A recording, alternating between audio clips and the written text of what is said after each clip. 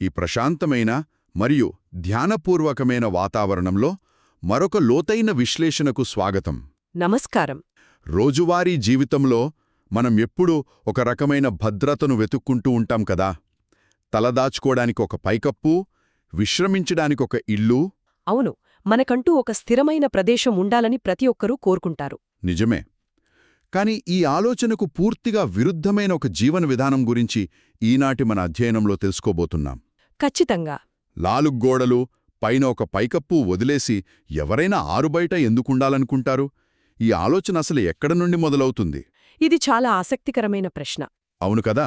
ఈ ప్రశ్నలకు సమాధానం వెతికే ప్రయత్నంలో మనం ఒక ప్రాచీనమైన మార్గదర్శక గ్రంథాన్ని పరిశీలించబోతున్నాం. అదే విముక్తి మగ్గ. విముక్తి మగ్గ అంటే విముక్తి మార్గం అని అర్థం. ఈ గ్రంథం కేవలం కొన్ని నియమాలను చెప్పే పుస్తకం కాదు. అంటే ఇదొక జీవన విధానం అంటారా? అవును, అది మనసును మాలిన్యాల నుండి, బంధాల నుండి ఎలా విడిపించాలో వివరించే ఒక అద్భుతమైన ప్రయాణం. చాలా గొప్పగా చెప్పారు. మనసులోని మాలిన్యాలను వదిలించుకోవడానికి ప్రాచీన కాలంలో 12 ధూకంగాలు అనబడే కఠిన అభ్యాసాలను నిర్దేశించారు. ఈ 12 అభ్యాసాలలో మనం ఈరోజు ప్రధానంగా చర్చించుకోబోయేది ఒక ప్రత్యేకమైన అభ్యాసం గురించి గదా? అవును, అదే అభ్యోకాసిక అంగ. అంటే ఎలాంటి పైకప్పు లేకుండా బహిరంగ ప్రదేశంలో నివసించే అభ్యాసం. బహిరంగ ప్రదేశంలో నివసించడం వినడానికి చాలా విపరీతమైన శారీరక తపస్సులా అనిపిస్తోంది.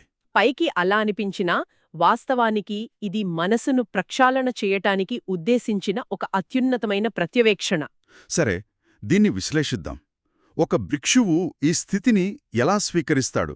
అసలు తనకు అత్యంత అవసరమైన ఆశ్రయాన్ని వదులుకోవాలనే నిర్ణయానికి ఎలా వస్తాడు? అది ఒక సుదీర్ఘమైన మానసిక ప్రయాణం. ఒక ఇంటిని గాని, కనీసం ఒక చిన్న గుడిసెను గాని వదిలేయటం సామాన్యమైన విషయం కాదు గదా. నిజమే. దీనికి పునాది ఒక కఠినమైన ప్రతిజ్ఞ. ఆ ప్రతిజ్ఞ ఎలా ఉంటుంది? ఒక భిక్షువు పైకప్పు ఉన్న ప్రదేశాలను, కనీసం చెట్ల మూలాలను అంటే వేర్ల వద్ద ఉండే నీడను కూడా పూర్తిగా నిరాకరిస్తాడు. చెట్టు నీడలు కూడా వదిలేస్తాడా? అవును. అంతేకాదు, పశువులు ఉండే ప్రదేశాలకు, ఇతరుల వస్తువులు ఉండే ప్రదేశాలకు కూడా దూరంగా ఉంటాడు. అంటే ఏ రకమైన ఆశ్రయమైనా సరే వదులుకుంటాడనమాట. ఖచ్చితంగా. ఆ భిక్షువు తన మనస్సులో ఈ రోజు నుండి నేను అక్కరలేని నివాసాలను తిరస్కరిస్తున్నాను, బహిరంగ ప్రదేశంలో నివసించే దీక్షను చేపడుతున్నాను అని అత్యంత దృఢంగా నిశ్చయించుకుంటాడు. అసలిక్కడ అక్కర్లేని నివాసమని దేన్నంటారు? ఇక్కడ అత్యంత ఆసక్తికరమైన విషయమేమిటంటే, ఈ నివాసాలను వదులుకునే నియమం వెనుక ఉన్న చారిత్రక పరిణామం. చారిత్రక పరిణామం అంటే కాలక్రమంలో ఏమైనా మార్పులొచ్చాయా? అవును. చరిత్రను కొంచెం లోతుగా తవ్విచూస్తే ఒక ఆసక్తికరమైన విషయం బయటపడుతోంది. అదేమిటి? ప్రాచీన గ్రంథాలకు తర్వాతి కాలంలో వచ్చిన గ్రంథాలకు మధ్య ఈ నియమం విషయంలో చిన్న తేడా ఉంది. ఎలాంటి తేడా? ప్రాచీనమైన విముక్తి మగ్గ గ్రంథంలో వాడిన పదం అక్కరలేని నివాసాలు. అంటే భౌతికంగా ఉన్న ఇల్లు మాత్రమే కాకుండా? అవును, మనస్సును బంధించే ఎలాంటి ప్రదేశమైనా సరే, అది భవనం కావచ్చు, ఒక గుహ కావచ్చు, దాన్ని వదిలేయాలి అని ఒక మానసిక స్థితికి ప్రాధాన్యత ఇచ్చారు. మానసికమైన నిరాకరణనమాట. సరిగ్గా చెప్పారు. కాని కాలక్రమంలో ఈ నియమాలు మరింత కఠినంగా మారాయి. అంటే తర్వాతి కాలంలో నిబంధనలు కఠినతరమయ్యాయా? అవును. తర్వాతి కాలంలో వచ్చిన విశుద్ధి మగ్గ గ్రంథం నాటికి ఈ ప్రతిజ్ఞ మరింత కఠినంగా మారింది. అందులో ఎలా వివరించారు? అందులో చన్నంచ రుక్కమూలంచ పటిక్కిపామి అని స్పష్టంగా పేర్కొన్నారు. చన్నంచ రుక్కమూలంచ పటిక్కిపామి. ఈ పాలి భాష వాక్యానికి అర్థం వివరిస్తారా? పాలీ భాషలో ఉన్న ఈ వాక్యానికి అర్థం కప్పును మరియు చెట్టుమూలాన్ని నేను ఖచ్చితంగా తిరస్కరిస్తున్నాను అని. ఓహో, అంటే ఏ రకమైన కప్పైనా సరే నిరాకరించడమే అన్నమాట. అవును. అంటే కేవలం మానసికంగా వదలడం మాత్రమే కాదు, భౌతికంగా కూడా తనకు మరియు ఆకాశానికి మధ్య ఎలాంటి అడ్డంకి ఉండకూడదని ఒక స్పష్టమైన గీత గీశారు. ఒక ప్రదేశం పడ్జా మనసుకు ఉండే అనుబంధాన్ని సమూలంగా వదిలించుకోవడానికి ఇంతకంటే కఠినమైన మార్గం మరొకటి ఉండదేమో. ఖచ్చితంగా ఉండదు. కాని ఆ భౌతికమైన ఆచరణ గురించి ఆలోచిస్తుంటేనే ఈ అభ్యాసం ఎంత కఠినమైనదో అర్థమవుతుంది. అవును, అది సామాన్యులకు సాధ్యం కాని విషయం. చలికాలంలో ఆరుబయట ఉండటం, వర్షాకాలంలో ఎలాంటి ఆశ్రయం లేకుండా తడవటం, ఇవన్నీ శరీరాన్ని తీవ్రంగా బాధిస్తాయి కదా. అవును, భౌతికంగా చూస్తే ఇది కష్టమే. మరి ఈ అభ్యాసం వల్ల నిజంగా కలిగే ప్రయోజనాలేమిటి? ఒక భిక్షు ఈ కష్టాన్ని ఎందుకు ఇష్టపూర్వకంగా స్వీకరిస్తాడు? భౌతికమైన కష్టమున్నప్పటికీ మానసిక స్థాయిలో దీనివల్ల కలిగే ప్రయోజనాలు అనంతం. ఆ ప్రయోజనాలేంటో కొంచెం వివరిస్తారా? బహిరంగ ప్రదేశంలో ఉండటం వల్ల ముఖ్యంగా బద్ధకం మరియు మందకొడితనం పూర్తిగా దూరమవుతాయని ఈ ప్రాచీన గ్రంథాలు చెబుతున్నాయి. బద్ధకం మరియు మందకొడితనం ఇవి మనసును ఎప్పుడూ పీడించే సమస్యలే. అవును, మనసు ఎప్పుడూ ఒక విధమైన సుషుప్తిలోకి వెళ్లడానికి ప్రయత్నిస్తుంది. దానికనువైన వాతావరణం దొరికితే చాలు, అది మత్తులోకి జారుకుంటుంది కదా. నిజమే, ఈ అభ్యాసం ఆ మత్తును విడగొడుతుంది. దీన్ని మనం రోజువారీ జీవితానికి అన్వయించుకుని చూస్తే చాలా స్పష్టంగా అర్థమవుతుంది. ఎలా అంటారు? బయట చల్లగా వాన పడుతున్నప్పుడు లోపల వెచ్చగా దుప్పటి కప్పుకుని పడుకుంటే ఉదయం అలారం ఎన్నిసార్లు మోగినా ఎవరైనా త్వరగా లేవగలరా? లేవలేరు, కష్టమే. అసలు ఆ బద్ధకానికి, ఆ మందకొడితనానికి ఆ పైకప్పు, ఆ వెచ్చదనమే మొదటి కారణం. ఖచ్చితంగా. మనసు ఎప్పుడైతే ఆ భౌతికమైన సౌకర్యానికి అలవాటు పడుతుందో అప్పుడు దానికి చురుకుదనం తగ్గిపోతుంది. కాని ఆరుబయట ఉన్న భిక్షువుకు ఆ అవకాశం లేదు కదా. అవును, సూర్యోదయం, వాతావరణంలోని మార్పులు, చలికైనా గాలికైనా నేరుగా గురగావడం వల్ల నిరంతరం అప్రమత్తంగా ఉంటాడు. దీన్ని విస్తృత దృక్పథంతో అనుసంధానిస్తే ఈ అప్రమత్తత కేవలం నిద్రను నివారించటానికి మాత్రమే పరిమితం కాదు. మరింకెలా ఉపయోగపడుతుంది? ఇది మనసులోని అహాన్ని తొలగించుకునే ఒక నిరంతర ప్రక్రియ. అహాన్ని తొలగించుకోవడమంటే? మనసు ఎప్పుడూ నాకు సుఖం కావాలి, నాకు వెచ్చదనం కావాలి అని ఆరాటపడుతోంది కదా. అవును, అది సహజం. ఎప్పుడైతే ఎండకు ఎండుతూ చలికి వణుకుతూ ప్రకృతికి ఎదురెళ్లకుండా ఆశ్రయం వెదకడం మానేస్తాడో అప్పుడా ప్రకృతికి అతనికి మధ్యన్న వ్యత్యాసం చెరిగిపోతుంది. ఓహో, ప్రకృతితో ఏకమవుతాడన్నమాట. అవును, నాకు సౌకర్యం కావాలి అనే అహం మెల్లగా కరిగిపోవడం మొదలవుతోంది. ఈ సౌకర్యాల పట్ల మనసుకుండే వాంఛను వేళ్లతో సహా పెకిలించి వేయడమే ఈ ప్రత్యవేక్షణ యొక్క ప్రధాన లక్ష్యం. అద్భుతం. ప్రకృతిలోని ప్రతికూలతలను ఒక భిక్షువు ఎప్పుడైతే సమానంగా స్వీకరిస్తాడో అప్పుడు అతని మనసులో సుఖం పట్లున్న ఆకర్షణ, దుఃఖం పట్లున్న భయం రెండూ అంతరించిపోతాయి. అంటే ఏ పరిస్థితినైనా సమానంగా స్వీకరించే స్థితప్రజ్ఞత వస్తుందన్నమాట. ఖచ్చితంగా. ఆరుబయట ఉండడం అనేది కేవలం బయట పడుకోవడం కాదు, అది మనసును నిరంతరం ప్రక్షాళన చేసే ఒక అద్భుతమైన సాధన. ఇక్కడే ఇది మరింత ఆసక్తికరంగా మారుతోంది.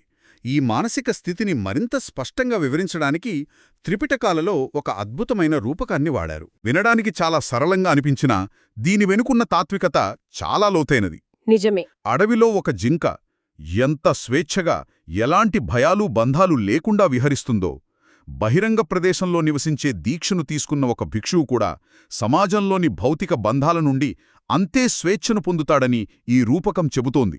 చాలా చక్కగా చెప్పారు. ఈ జింక తత్వశాస్త్రం గురించి కొంచెం వివరిస్తారా? ఖచ్చితంగా. ఈ అడవి జింక రూపకం త్రిపిటకాలలోని పవిత్రమైన పంక్తుల నుండి గ్రహించబడింది. ఆ పంక్తులు ఎక్కడివి? సుత్తనిపాత అనే గ్రంథంలోని 39వ సూత్రాన్ని పరిశీలిస్తే మిగో అరణ్యంహి యథా అబద్ధో ఏనిచ్చకం గచ్చతి గోచరాయ అనే అద్భుతమైన వాక్యం కనిపిస్తుంది. మిగో అరణ్యంహి యథా అబద్ధో, దీని అర్థమేమిటి? దీని అర్థం, ఒక అడవి జింక ఎలాంటి బంధనం లేకుండా తనకు ఇష్టమైన చోటికి ఆహారం కోసం ఎలా స్వేచ్ఛగా వెళుతుందో అబ్బో కాసిక అంగ దీక్ష తీసుకున్న భిక్షువు కూడా అలాగే సంచరిస్తాడు. చాలా లోతైన అర్థం ఉందిందులో. దీని అర్థం చేసుకోవడానికి మనం 3 ముఖ్యమైన మానసిక స్థితులను పరిశీలించాలి. మొదటిది స్వేచ్ఛా సంచారం. స్వేచ్ఛా సంచారమంటే కేవలం భౌతికంగా ఎక్కడికైనా వెళ్లగలగడం మాత్రమేనా? కాదు, దాని వెనుక లోతైన భావముంది. ఒక సాధారణ మనిషి ఉదయం లేచి పనికి వెళ్ళినా తిరిగి సాయంత్రానికి తనింటికే చేరుకోవాలి కదా. ఆ ఇల్లు అతన్ని ఒకచోట కట్టిపడేస్తుంది. అవును, ఆ ఇల్లు కేవలం ఇటుకలు సిమెంట్తో కట్టిన నిర్మాణం కాదు, అది ఒక మానసిక బంధం. ఖచ్చితంగా. ఒక మనిషికి ఇల్లుంటే ఆ ఇంటిని శుభ్రం చేసుకోవాలి, దానికి మరమ్మతులు చెయ్యాలి, కాపాడుకోవాలి. ఆ బాధ్యతలు మనస్సును నిరంతరం ఒకేచోట బంధిస్తాయి. ఎప్పుడు ఆ ఇంటి గురించిన ధ్యాసే ఉంటుంది. కాని ఒక అడవి జింకకు ఎలాంటి గూడు ఉండదు కదా. అది చీకటి పడేసరికి ఎక్కడుంటే అదే దానికి ఇల్లు. ఏ చెట్టు కింద ఉంటే అదే ఇల్లు. అదేవిధంగా ఈ కఠిన అభ్యాసం చేసే భిక్షువుకు కాపాడుకోవడానికి లేదా తిరిగి వెళ్లడానికి ఒక ఇల్లు అంటూ లేదు. కాబట్టే అతని ప్రయాణానికి అవధులు లేవు. అవును, అతని మనసుకు అవధులు లేవు. ఏ ప్రదేశమూ నాది కాదు అనే భావన మనసుకు ఒక అద్భుతమైన తేలికదనాన్ని ఇస్తుంది. ఆ భారం లేకపోవడం గురించి ఆలోచిస్తే చాలా ఆశ్చర్యంగా అనిపిస్తుంది. ఇక రెండవ మానసిక స్థితి వెంబడించబడకపోవటం. వెంబడించబడకపోవడమంటే? సామాజిక మరియు భౌతిక బాధ్యతల భారం మనసుపై లేకపోవటం. అవును. ఒక నిర్ణీత ప్రదేశంలో ఒక ఇంట్లో నివసించేవారిని అనేక సమస్యలు వెంబడిస్తాయి. ఎలాంటి సమస్యలు అంటారు? ఆ ఊరి పన్నులు, పొరుగువారితో వచ్చే చిన్న తగాదాలు, ఆస్తులను కాపాడుకునే బాధ్యతలు, బంధువుల రాకపోకలు. ఇవన్నీ మనిషిని నిరంతరం వెంబడిస్తూనే ఉంటాయి. ఈ ప్రాపంచిక బాధ్యతలు ఒక భారంలా మారుతాయి. అవును. కాని ఒక అడవి జింకను వేటగాడు వెంబడిస్తాడేమో, కాని ఇరుగుపొరుగు సమస్యలు వెంబడించవు కదా. నిజమే. అలాగే బహిరంగ ప్రదేశంలో ఉండే భిక్షువును ఈ ప్రాపంచిక చింతలు ఏవీ వెంబడించలేవు. వెంబడించపడకపోవడమనేది మనసుకొక కవచం లాంటిది. మీరు చెప్పింది అక్షరాలా నిజం. ఇక మూడవ మరియు అత్యంత ప్రధానమైన మానసిక స్థితి కోరిక లేకపోవటం. కోరిక లేకపోవటం, ఇది సాధించడం చాలా కష్టం గదా. అవును. ఒక స్థిర నివాసం ఏర్పరచుకున్న తర్వాత మనిషి మనసు ఎలా ప్రవర్తిస్తుందో గమనించండి.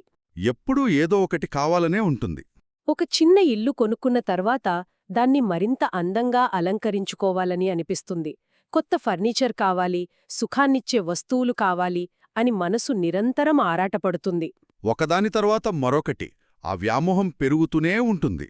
కాని అడవి జింకకు ఎలాంటి వ్యామోహం ఉండదు. దానికి రేపటి కోసం ఆహారాన్ని దాచుకోవాలనే ఆలోచనగాని, తన నివాసాన్ని అందంగా మార్చుకోవాలనే కోరికగాని ఉండవు. ఆ క్షణంలో దొరికే నీరు, గడ్డి చాలు. అదేవిధంగా ఈ భిక్షువు కూడా భౌతిక సుఖాల పట్ల వ్యామోహాన్ని పూర్తిగా వదిలేస్తాడు. కోరిక లేకపోవటమనేది బహుశా ఒక మనిషి సాధించగల అత్యున్నతమైన ప్రశాంతత అనుకుంటాను. ఖచ్చితంగా. ఎందుకంటే మనం పడే ప్రతి బాధ వెనుక ఏదో ఒక కోరిక ఉంటుంది కదా. సౌకర్యాల కోసం పరితపించే మనసును ఈ ప్రత్యవేక్షణ ద్వారా భిక్షువు శాశ్వతంగా జయిస్తాడనమాట. అవును. తన చుట్టూ ఉన్న ప్రపంచాన్ని ఎటువంటి అంచనాలు, ఆశలు లేకుండా కేవలమొక సాక్షిగా మాత్రమే గమనించగలుగుతాడు. ఈ మూడు స్థితులు, స్వేచ్ఛా సంచారం వెంబడించబడకపోవడం, కోరిక లేకపోవడం, భిక్షువును మానసికంగా అడవి జింక స్థాయికి తీసుకువెళ్తాయి. సరిగ్గా చెప్పారు.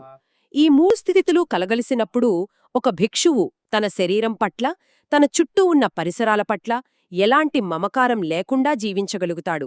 ఆరుబయట జీవించడం అనే ఈ ఒకే ఒక్క అభ్యాసం అతన్లో ఇన్ని రకాల మానసిక మార్పులను తీసుకొస్తుంది. ఇది నిజంగా మనసును ఒక కొలిమిలో పెట్టి కాల్చి స్వచ్ఛంగా మార్చే ప్రక్రియ. కాబట్టి దీనర్థమేమిటి? ఇంతటి ఉత్కృష్టమైన, కఠినమైన స్థితి ఎప్పటికీ ఇలాగే కొనసాగుతుందా? ఎప్పటికీ కొనసాగాలని లేదు. అంటే లేక ఈ నియమం భంగమయ్యే అవకాశం కూడా ఉందా? ఒక భిక్షువు తాను తీసుకున్న ఈ దీక్షను, ఈ ధృతంగాన్ని కోల్పోయే క్షణమేది? ఈ నియమ భంగం గురించిన వివరణ ఈ గ్రంథాలలో చాలా సూక్ష్మంగా ఇవ్వబడింది. ఎలా ముగుస్తుంది ఈ అభ్యాసం? ఒక భిక్షువు ఏ క్షణంలోనైనా ఆశ్రయం కోసం ఒక పైకప్పు కిందకు వెళ్ళినా లేదా కనీసం ఒక చెట్టు వేరు దగ్గర దాని నీడలో తలదాచుకున్నా సరే, వెంటనే ఈ కఠిన అభ్యాసం ముగుస్తుంది. కేవలం చెట్టు నీడలోకి వెళ్ళినా ముగిసిపోతుందా? అవును. వాతావరణం ఎంత ప్రతికూలంగా ఉన్నా, విపరీతమైన వర్షం పడుతున్నా, ఎండ మండుతున్నా సరే ఆశ్రయం కోసం వెదకకూడదు. ఇది వినడానికే చాలా కఠినంగా ఉంది. ఇది కేవలం నియమాల పట్టిక కాదు. ఇది అనుబంధం లేకపోవడానికి పరాకాష్ట. అంటే ఆ క్షణంలో తనను తాను కాపాడుకోవాలనే ఒక చిన్న ఆలోచన వచ్చినా సరే ఈ అభ్యాసం పూర్తయిపోయినట్లేనమాట. సరిగ్గా అర్థం చేసుకున్నారు. విపరీతమైన ఎండ ఉన్నప్పుడు పక్కనే ఒక పెద్ద చెట్టు కనిపిస్తుంది కదా. దాని నీడ చాలా ప్రశాంతంగా, చల్లగా ఆహ్వానిస్తూ ఉంటుంది. అవును. మనసు అటు లాగుతుంది. ఆ ఒక్క అడుగు వీసి ఆ నీడలోకి వెళితే చాలు, శారీరకమైన ఉపశమనం దొరుకుతుంది. కాని ఆ ఒక్క అడుగు వేయకుండా తనను తాను నిలువరించుకోవడం వెనుక ఎంతటి మానసిక సంఘర్షణ, ఎంతటి నిగ్రహం ఉంటుందో కదా. అవును. ఆ ఒక్క అడుగు భౌతికమైనది కాదు, అది మానసికమైనది. మానసికమైనది అంటే ఇక్కడ భంగం కలగడమంటే కేవలం గ్రంథంలో రాసి ఉన్న ఒక నియమాన్ని ఉల్లంఘించడం కాదు. మరి ఏమిటి? ఎప్పుడైతే భిక్షువు ఆశ్రయం కోసం ఆ చెట్టు నీడకో పైకప్పు కిందకో వెళ్తాడో, ఆ క్షణంలో అతని మనస్సులో నాకు ఈ బాధ నుండి విముక్తి కావాలి, నాకు సౌకర్యం కావాలి అని ఒక చిన్న కోరిక పుట్టిందని అర్థం. సుఖాపేక్ష పుట్టిందనమాట. అవును. ఆ చిన్న కోరిక, ఆ స్వల్పమైన సుఖాపేక్ష ప్రకృతికి మరియు అతనికి మధ్య ఉన్న సమతుల్యతను దెబ్బతీస్తుంది. నిజమే. మనస్సు ఎప్పుడైతే ఆశ్రయం కోసం వెతుకుతుందో అది మళ్లీ ప్రాపంచిక బంధాల వైపు ఆకర్షించబడుతోందని సంకేతం. బంధాల్లో చిక్కుకుంటోందనర్థం. తనకు మరియు విశాలమైన ఆకాశానికి మధ్య కనీసం ఒక ఆకుమందమున్న కప్పు కూడా ఉండకూడదనే ఒక తీవ్రమైన మరియు స్వచ్ఛమైన జీవన విధానం. అవును, భౌతికమైన అడ్డంకులను తొలగించుకోవడం ద్వారా మనస్సులోని అడ్డంకులను తొలగించుకోవడమే ఈ అభ్యాసం యొక్క ఆంతర్యం. ఖచ్చితంగా ఆకాశమే పైకప్పుగా, భూమే పరుపుగా జీవించే ఈ తత్వం విశ్వంతో మనిషికి ఉండాల్సిన సహజమైన అనుసంధానాన్ని తెలియజేస్తుంది. ఎంత అద్భుతమైన విశ్లేషణ! ఈ లోతైన అధ్యయనాన్ని ముగించే ముందు ఈనాటి మన సంభాషణ యొక్క సారాంశాన్ని ఒక్కసారి క్రోడీకరిద్దాం. తప్పకుండా. అబ్బోకాసిక, అంగాభ్యాసం యొక్క మూలతత్వం కఠినమైన సరళత. ఇది కేవలం ఎండకెండుతూ వానకు తడుస్తూ చేసే ఒక దండన ఎంతమాత్రమూ కాదు. అదొక సాధన. భౌతిక ప్రదేశాల పట్ల, ఆశ్రయాల పట్ల మనిషికుండే సహజమైన మమకారాన్ని పూర్తిగా వదిలించుకోవడానికి ఒక భిక్షువు నిరంతరం చేసే ఒక అత్యంత లోతైన ప్రత్యవేక్షణ ఇది. అవును, తలదాచుకోవడానికి ఒక పైకప్పు లేకపోవడమనేది వాస్తవానికి ఒక భిక్షువు యొక్క మనసులోని అడ్డంకులను తొలగించే సాధన. అప్పుడే అతను ఆ అడవి జింకల నిజమైన స్వేచ్ఛను, ప్రశాంతతను అనుభవించగలడు కదా. ఖచ్చితంగా. ఏ కోరిక, ఏ అహం లేకుండా కేవలం ఉనికిని మాత్రమే ఆస్వాదించగలడు. అద్భుతం. ఇది ఒక ముఖ్యమైన ప్రశ్నను లేవనెత్తుతుంది. చెప్పండి. ఒక భిక్షువు నిజమైన స్వేచ్ఛను పొందడానికి తనకు అనంతమైన ఆకాశానికి మధ్య ఉన్న భౌతికమైన పైకప్పును కూడా పూర్తిగా తొలగించుకున్నాడు కదా. అవును, ఏ బంధం లేకుండా, ఏ భద్రతాభావం లేకుండా ప్రకృతి ఒడిలో సంపూర్ణంగా తనను తాను అప్పగించుకున్నాడు. మరి ప్రాపంచిక జీవితంలో ఉన్న సామాన్య మనుషుల గురించి ఒకసారి ఆలోచిద్దాం. ప్రాపంచిక జీవితం అంటే మనం రోజూ చూసే ఈ పరుగుపందెం.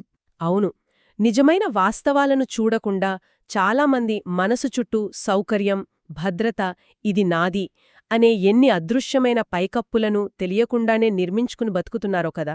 అదృశ్యపై కప్పులు, ఇది చాలా ఆలోచించదగ్గ విషయం. ఈ భౌతిక వస్తువులు, ఈ హోదాలు, ఈ స్థిర నివాసాలు ఒక రకమైన అభద్రతాభావాన్ని కప్పిపుచ్చే పైకప్పులుగా మారాయి. అవును. ఆ అదృశ్య పైకప్పులు నిజంగా రక్షణ ఇస్తున్నాయా, లేక ఎదుగుదలను ఆపివేస్తూ, పరిమితులు విధిస్తూ నిజమైన స్వేచ్ఛను అనుభవించకుండా బంధిస్తున్నాయా? ఇదొక పెద్ద ప్రశ్న. ఈ అదృశ్యమైన పైకప్పులను గుర్తించడమెలా? వాటిని పగలగొట్టి మనస్సును ఆకాశమంత విశాలంగా మార్చుకోవడమెలా? చాలా లోతైన ఆలోచనేది. మనసు చుట్టూ అల్లుకున్న అదృశ్య గోడలను, పైకప్పులను గుర్తించి కనీసం మానసికంగానైనా ఆ అడవి జింకలాంటి స్వేచ్ఛను సాధించడానికి ప్రయత్నించడం ప్రతి ఒక్కరికీ అవసరం. ఖచ్చితంగా. ఈ గొప్ప ఆలోచనతో ఈనాటి లోతైన విశ్లేషణను ముగిద్దాం. మరొక అద్భుతమైన అధ్యయనంతో మళ్లీ కలుద్దాం. అప్పటివరకు ప్రతి ఒక్కరూ తమ చుట్టూ ఉన్న అదృశ్య పైకప్పుల గురించి ఆలోచించుకోవాల్సిన అవసరం ఉంది. సెలవు.